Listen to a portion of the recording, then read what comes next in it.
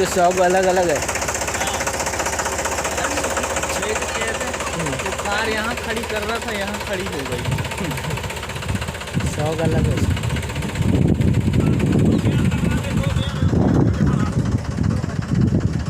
Tractor चलाई कभी तुमने? हाँ ट्रैक्टर चलाई कभी? हाँ चला है। बड़ा ट्रैक्टर घर में हार्ड है या ऐसी है? तो चला है। नहीं ऐसे ही ऐसे ही।